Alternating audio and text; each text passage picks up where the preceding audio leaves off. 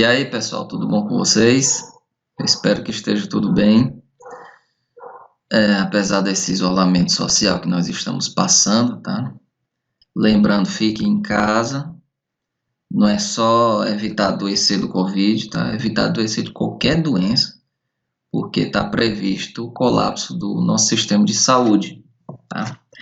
Inclusive, a previsão da curva, né, do pico da curva, está para o dia 15 a dia 20 de abril. Portanto, essa suspensão das aulas na UFP eu acredito que vai continuar, tá?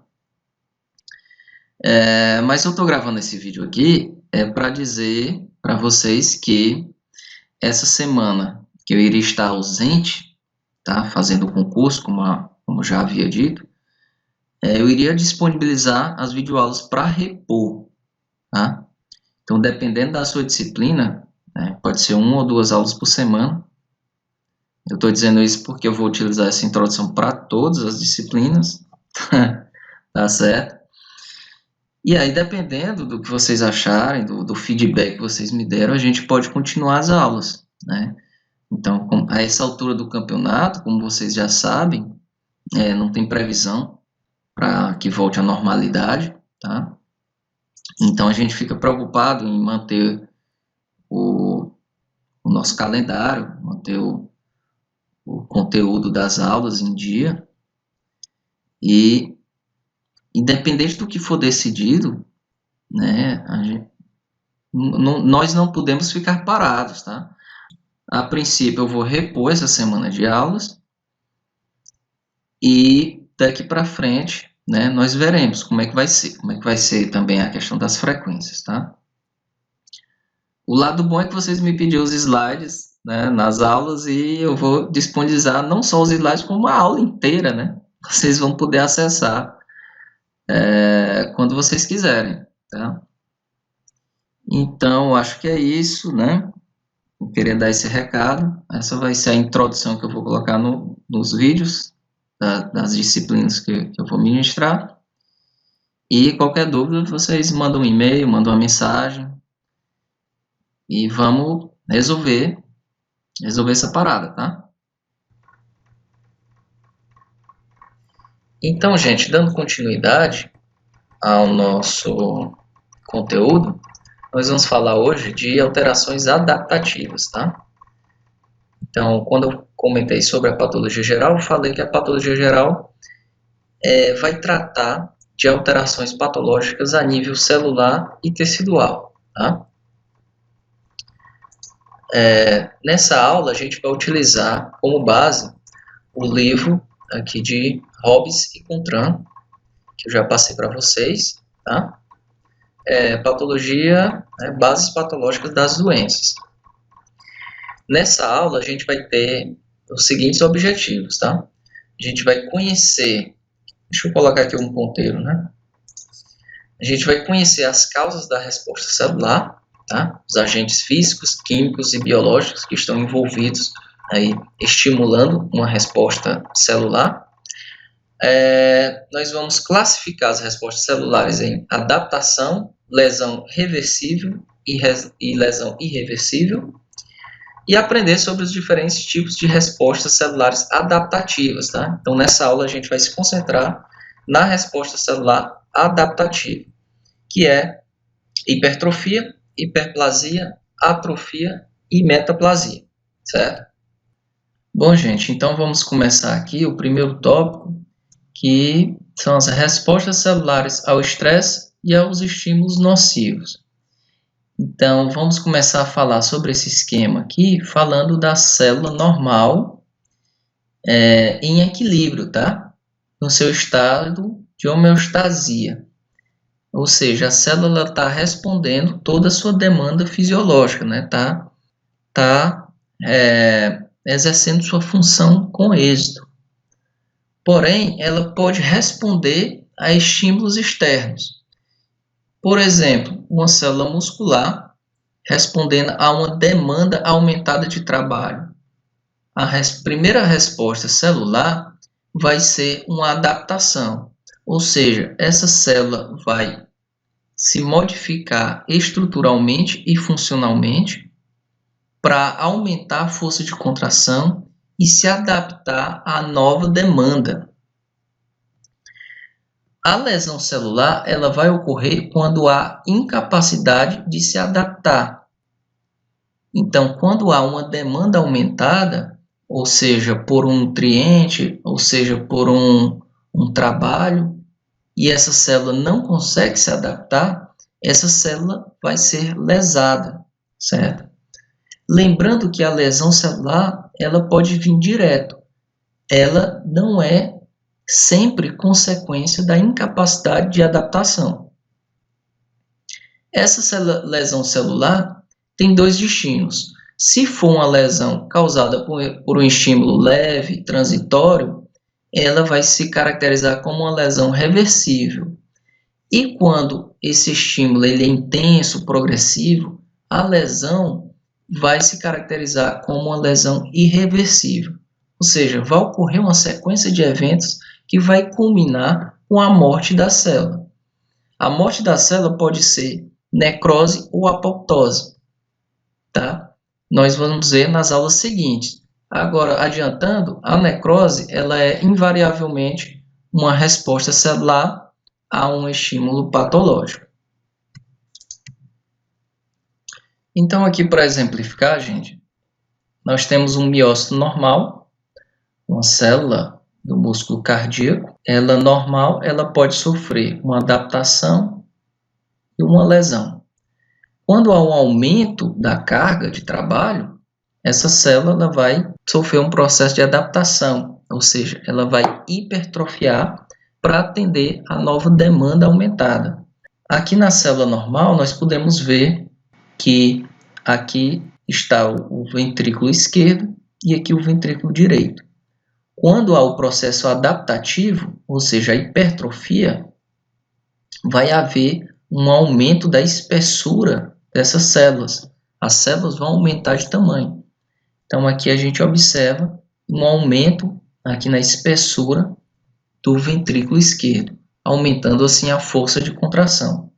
Enquanto que na lesão celular, a gente vai observar alterações na estrutura da célula, que a gente vai comentar nas aulas seguintes, que vai ser, no caso, as lesões degenerativas, são lesões reversíveis.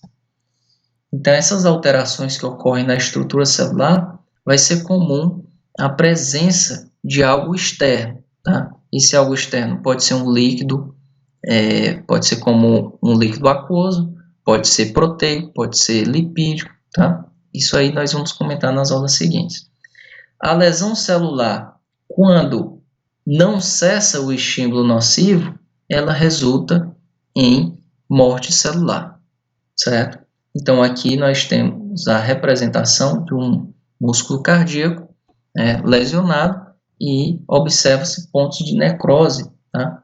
Caracterizando aqui a morte dessas células.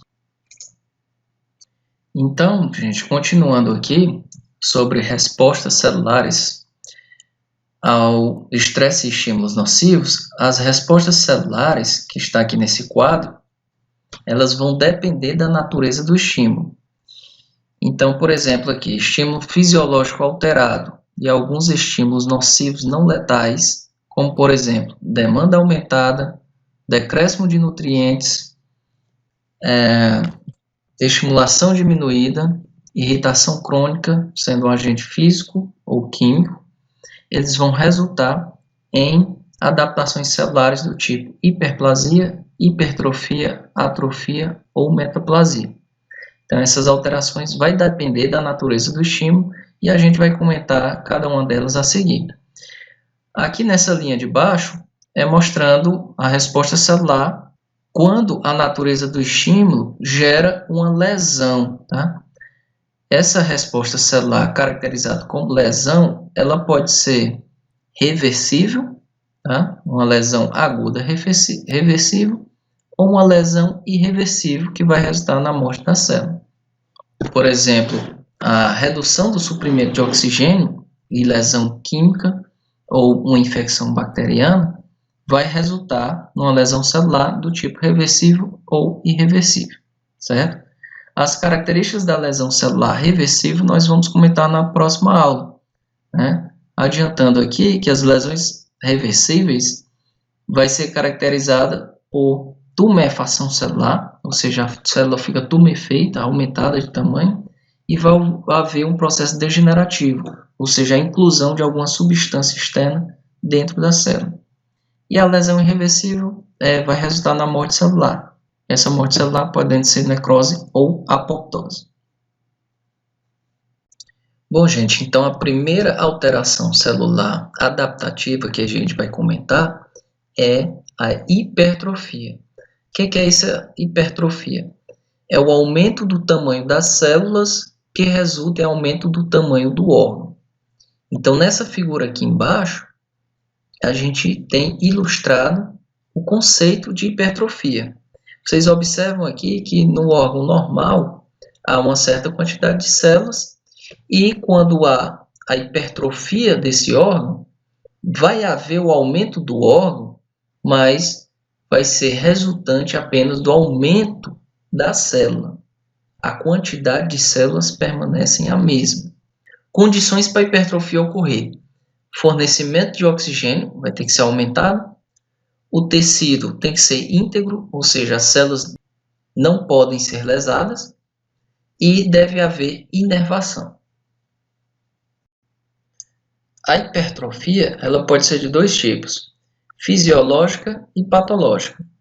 A hipertrofia ela é fisiológica em determinadas fases da vida do animal.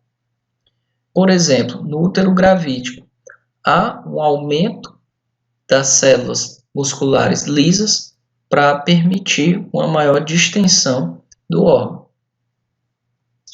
Então, essa imagem ilustra bem o exemplo da hipertrofia da musculatura lisa do útero, tá? Então, nessa imagem aqui, a gente tem do lado esquerdo, tá? O útero gravídico e aqui do lado direito o útero normal.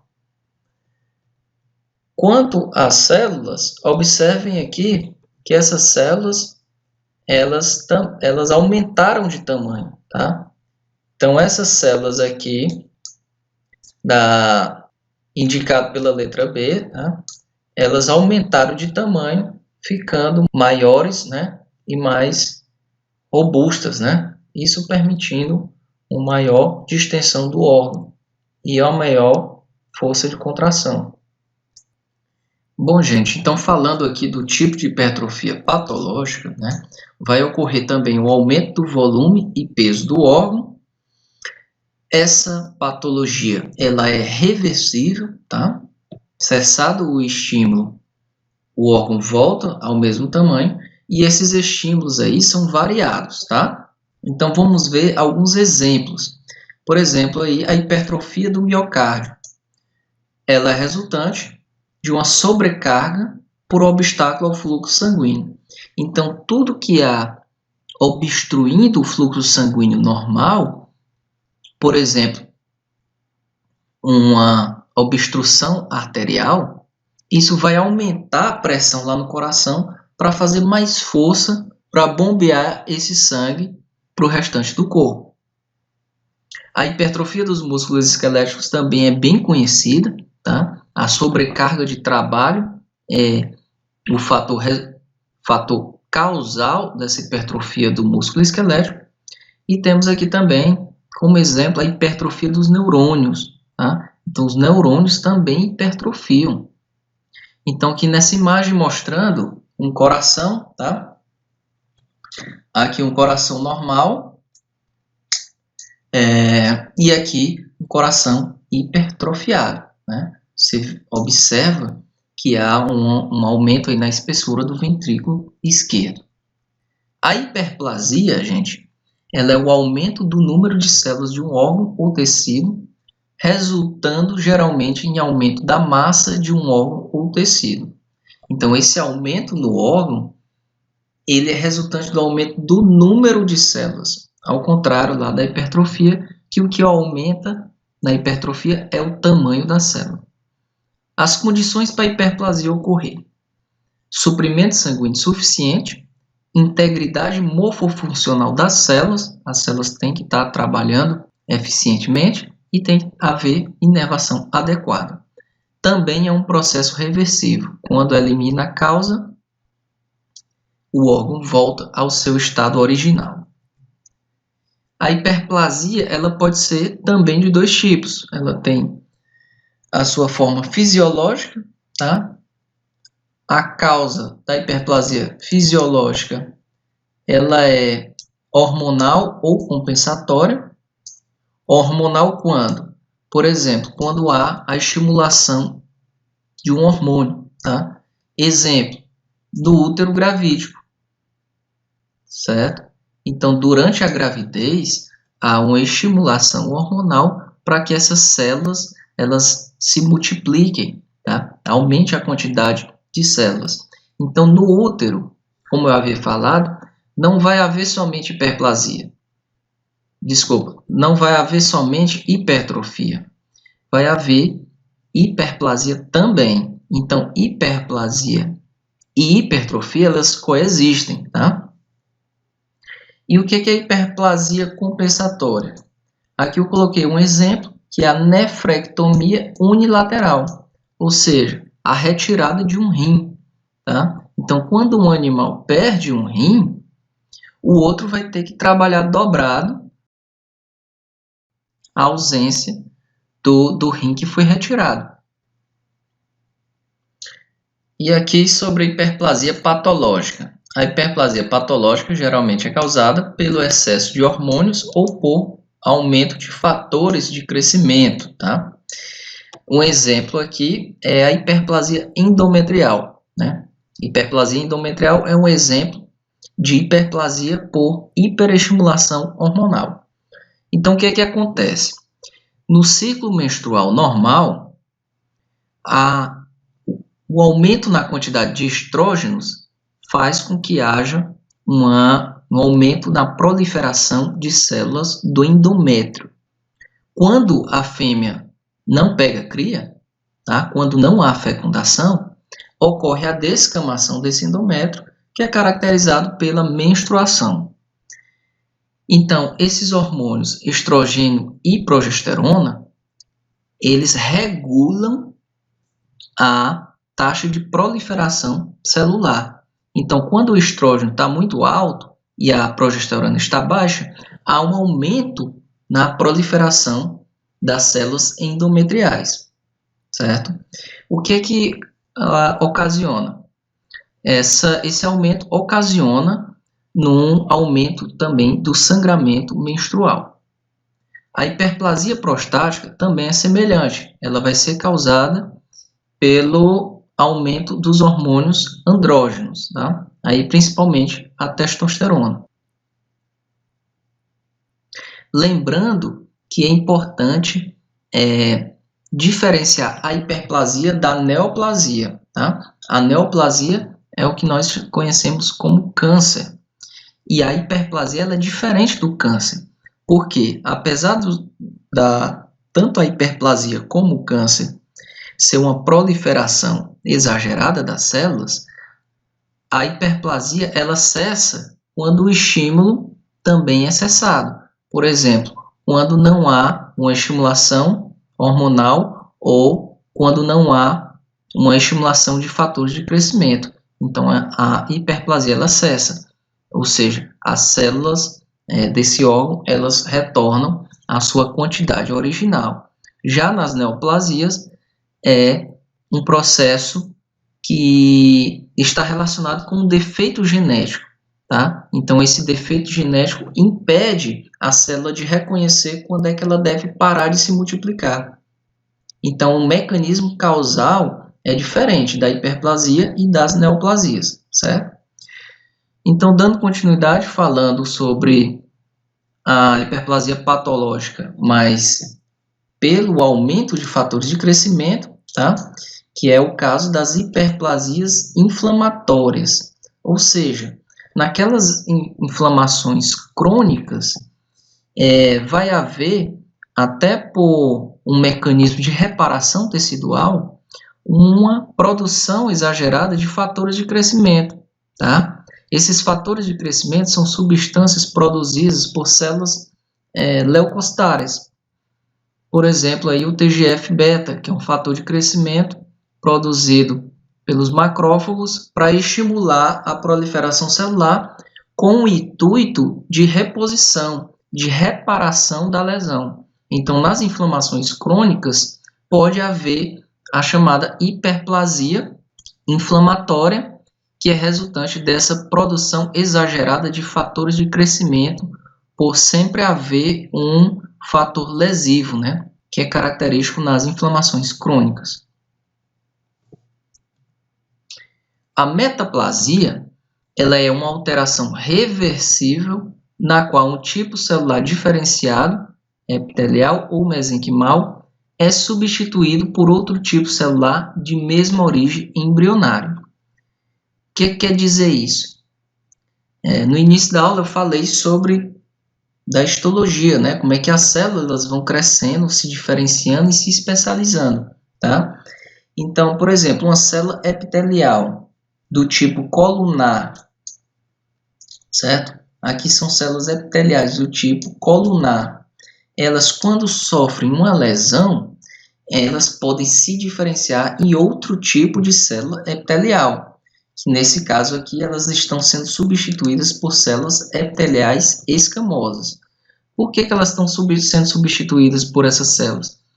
Porque quando há lesão, a célula ela entra num processo de involução e ela se especializa em outro tipo de célula, tá? É claro que as células epiteliais elas não vão sofrer um processo de involução e se diferenciar numa célula muscular, por exemplo, uma célula nervosa, né? O seu retrocesso é só apenas na sua especialização. Ela adquire um outro formato.